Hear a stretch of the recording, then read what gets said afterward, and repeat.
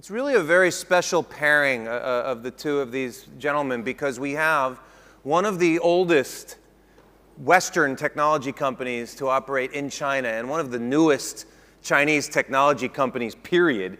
And Liming, would you start by explaining to everybody why I identify IBM as one of the oldest Western technology companies in China? I think IBM has a long history in China. We entered into China in 1934 by selling our management system to Xiehe Hospital in Beijing. Then we established our office in Beijing in Shanghai, actually, in 1936. In fact, the first international call was made from IBM's office, from Shanghai office to New York. And we even participated in ping-pong diplomacy. It was in 1972 when Jack Howard, who headed the US delegation to visit to China, obviously, he was a professional computer engineer, and he was really, really amateur of a ping-pong player. And he couldn't even see how the ball was even served. It was 1972. So we have a long history here, indeed. Yeah, I love the ping-pong diplomacy story in particular because it's an example of Chinese dominance, right, from the 1970s. That's right. Alan, we're going to focus in this session on the practical applications of artificial intelligence. And I'd like to start with you, if you could explain generally how Ant Financial uses artificial intelligence to provide commercial products to its customers. Okay. So we use AI for three purposes at Ant Financial. 下面讲中文 OK You're going to do that. Give me one moment, okay, sir. Just speak slowly. And we'll get it right out. Okay, great. Thank you. We use it to risk management. Number two, for efficiency improvement. Okay. Third, for user experience improvement. So how can we better serve our customers? So the first one, for example, okay, now I'm going to switch to Chinese. Okay. Very good. We use AI technology to do a risk control from a transaction risk control or to, for example, the loan risk control. We use this technology in our small micro credit risk control from the PD model to determine whether a customer can use our credit services to the later stage service. The entire process is based on AI. To use 310, 3 minutes, you fill the form, 1 second. 310. At the back of this is AI, powered by AI. This is risk control. But now we also develop a technology beyond the traditional deep learning. The network information, so the relationships between institutes, between human and the institutes, and to explore those relationships in a risk management system. 那我们这里面就用了 So we are using what we call graphic bagging. 我们不是单个看一个人一个人。 We're not just looking at individuals, so we look at the entire system to greatly improve our risk control. Secondly, to improve efficiency, to reduce costs. Excuse me, but before you go on from risk control, come back and tell me, please, how does using artificial intelligence, how is it different from what risk control would have been before using artificial intelligence? Okay. Risk control has been around for decades, right? Sure, sure. So at the beginning, I can give many examples. So one example, okay, a very good example will be insurance. So at Ant Financial, we have a product for called shipping fee insurance. 在双十一的时候 in Singles Day, if you buy product from Alibaba's platform, you can, if you buy insurance, you can get the product returned free, okay, for free. But 在一开始我们是 At the very beginning, we use the manual approach. Later, we use accuracy. We use some professional people to calculate, but this is not accurate enough. So we use statistical. We use some variables, use SAS, but not very ideal. Later on, we use to the ocean of data to analyze relationship between the products. 还有这个产品本身，把这种概率模 And product themselves to come up with this probability model to greatly improve our prediction about the risk, about the goods return. So this is what we call the return risk. Similar stories happen very often in same story happen in loans, a similar situation. So we base on traditional statistical model, deep learning, but now we have intensified learning, but now we can do an even better job. I want to ask you to pause on efficiency. I want to come to how IBM is using AI for practical commercial applications. Thank you, Adam. There are many examples. Let's see for. Shall I also use Chinese? Okay, wait, why don't we have a vote? You know, we're big into voting. So Chinese and English. Okay, it's Chinese. Go. IBM uses AI technology, apply that to our routine practical work. So many examples, but time is so limited. I can just give you all the details, but I really like to cite some of the examples. For example, yesterday we just launched a HR-related product. The latest yesterday is on how we could, through AI technology, because every day we use the job application, tens of thousands. How do you identify which is good, which is valid, which are the most suitable person for joining our organization, or what preferences do they have? What are the characteristics of those people? Will they satisfy or fit with the culture of the company? So through AI technology, we could identify human talent. So this is our latest result. We have many examples like this. For example, at IBM, here, 2011, it's a Jeopardy TV program. We beat the two champions of human intelligence contest. One has kept the longest record in terms of the time, and Watson of IBM. So it's leaving the entertainment. It's focusing on how we can apply this to real-life scenarios, including healthcare. At the very beginning, when we launched Watson Health, this platform, it could only supplement the cure of 4 different types of cancers, but now it's capable of treating 13 different types of cancer, not only through the cancer, diagnostic, but also through DNA, and also analytics of the efficiency of the drug using and the side effects of using the medicine. So different combination for same kind of a cancer, different DNA can lead to different kind of results. So when you apply medicine, you have to have a choice. You have to select. So the DNA analytics is very, very important. We also have many applications in China. For example, production line. We have a lot of quality guarantee people. They're using their eye to look at the defects of the products on the production line. But now through AI technology, what you can do is to greatly enhance the productivity, the accuracy degree. You use your new eye. So 15% error rate, 85% accuracy rate, but through AI, the accuracy rate can be improved to 97%. So that is a huge improvement. There are so many examples. So I don't think you'll give me more time, so I think I just stop here.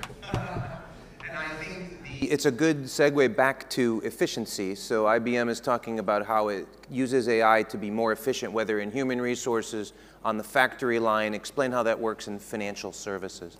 Yeah, so we have a similar product. 我用中文讲。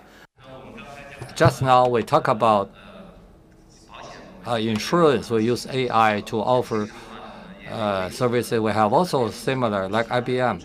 We use AI to look at, so where the crash of the vehicles, which part of the body of the car is damaged, to what extent is damaged, basically automatically complete by AI technology, greatly enhance the efficiency, help the loss evaluator to save whole year up to 700,000 hours. It's about 1 billion RMB yuan. This is a 2B service product. So we develop this product, we open the product to the insurance industry and to improve the efficiency. The other thing is a dialogue robot, and to use that in our customer service. Our users, the number is increasing. Right now we have 900 million global users. To use human people to serve as customer service, we need tens of thousands of employees to do the job. But now less than 10,000 employees are doing this customer service to complete the task. We really rely on the smart or robot to answer the question. In terms of a better user experience, we measure the customer service, the metrics. We're using that onto the robot last year. We found on average the robots. 在这个客服上面。 Now, you've both given examples of how AI can be used by your customers to be more efficient, whether it's on the factory line or insurance inspectors looking at cars, and both of your examples translate into fewer people needed. How will your companies address that societal issue of what are people going to do for a living once you've succeeded? Personally, I believe the world, because of each round of technological progress, is creating more jobs. Going back to 1600, population is about 500 million. 1700 is less than 800 million. 1800, 1.5 billion. But now, 2000, we have 6 billion. With each round technical progress, society has been creating more jobs. 40 years ago, who will say today we will have so many AI-related engineers, software engineers? We didn't expect that 40 years ago. Economists at that time said the computers globally, back in 1987, a Nobel laureate economics said, in addition to, I do not see any other utilities of computer other than doing production, productivity evaluation. They said we don't need more than 5 computers at that time. But now, not only popularization of computers, we have also created more job opportunities. Typical example is farmers. We did not because of the large-scale mechanization. In the U.S. farms, the 2-3 people, huge area of land. 1.5% population in the U.S. are farmers, supporting 300 million people. So this proved that will not, because of the disappearance of farmers, leading to the large-scale unemployment. So this is my personal belief. How we could look at, because some people say because of improvement of efficiency, jobs will be lost. Entering into the future, I believe AI may bring about similar effects. I do not believe the AI era will be totally different from the years in the past. Point is well taken. Alan, do you want to add to that from a financial services perspective? 2 points. I support Li Ming's idea. Secondly, I like to say, actually, many of the jobs, I'm an AI person, technology itself today replaces or help people are those highly, repetitive work. For example, the loss evaluator job is a very challenging job. It's very difficult for human people to do that job because the job itself leading to people to do something which is so hard for the human being. So if If people can do creative jobs, secondly, we can generate new jobs, freeing more people from the boring, intense jobs to do other more creative.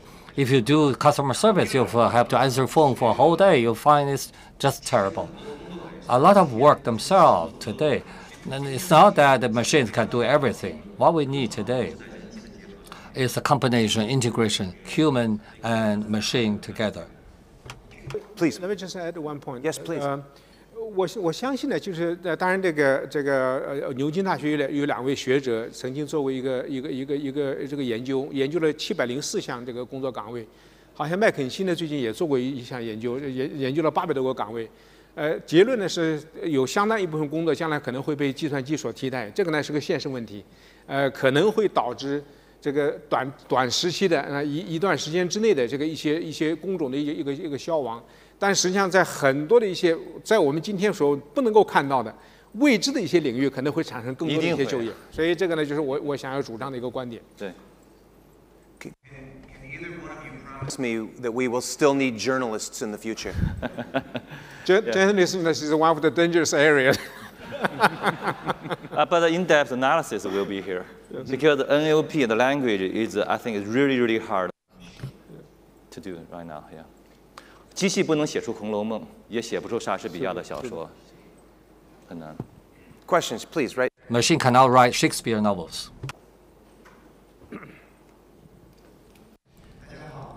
Good morning. My name is Jimmy. I have a question for you. We talk about AI. This is a very big word. Reminds us of high technology, which is so cool. My question is it so in the process of human progress to improve efficiency by technology will all become AI, or it's only computer technology related can be defined as AI? For example, the harvester to help farmers to labor. Is this AI? The calculator, not computer, can help us to calculate. Is this AI? What is AI, to be more exact? Let me try to answer your question. AI is a very broad scope definition or concept. The early stage AI definition is different from the definition of today. Early on, to do a graphic recognition, it itself is a very important element of AI. At that time, to do a graphic recognition is something very difficult. But today, we go to a residential area drive, and the residential area will automatically recognize your plate number, when you get in, when you get out. So that is the image recognition. So AI today is being applied to our daily life. You take out your mobile phone. A lot of AI technologies are embedded in your cell phone. So there's some AI element in the automatic harvester. So it's a wide range of areas could be defined by AI. But the AI definition in the past, many of them you think you take for granted. For example, the Letter Brothers aircraft. So it's just so all common. But Dreamline 777, they are the descendants of the Letter Brothers aircraft, the cars we invented before. No matter how fashionable the cars look today, they are the descendants of the early stage primitive so-called aircraft vehicles. Same thing for the AI. Future AI is more powerful than the AI we have today. Ellen said about the understanding, about the natural language understanding. We have a debater at IBM. We did the contest worse, but now we did something. It's like a debate expert to do the on-site contest without pre-arranged topics. And the people enter into debate within a short period of time. They have to listen. You have 4-minute statement as a robot listening for 4 minutes. I have to organize my language and how I respond to you. and then he will criticize me, and after I'll, based on his criticism, to respond. This is a very complicated technology involving technology of voice recognition. The human error rate is 5.1%, but the machine is 5.7. Not only so, each sentence we say actually is very complicated, because why to 方便 in Chinese, which in Chinese could mean different things. When in English you say interesting, where the interesting in the U.S. English is American English is different. So there's a lot of very complexities here, very complex. So under this circumstance, you understand that human natural language is really something amazing. Please. Hello， 非常感谢两位分享。我想提问陈总，可能稍微尖锐一个问题。因为我们公司之前在北美有跟 Question is for Mr. Chen. We work with Waterhouse in the cancer area, but starting in May this year, a lot of Waterhouse negative news. For example, it lay off 7,000 employees, but also in the U.S. in Texas, a tumor center, Waterhouse, based on the data, made a erroneous, mistaken diagnostic decision. So how could IBM restructure this Waterhouse so Waterhouse can come up with a correct decision like the real human doctor? How long will that take? You did a lot of statements. I cannot just respond to you one by one. But let me just say this, based on some of the issues to respond to you. The first one, any kind of a science technology, from its birth, incubation to development to application, employment to maturity, or even to exit.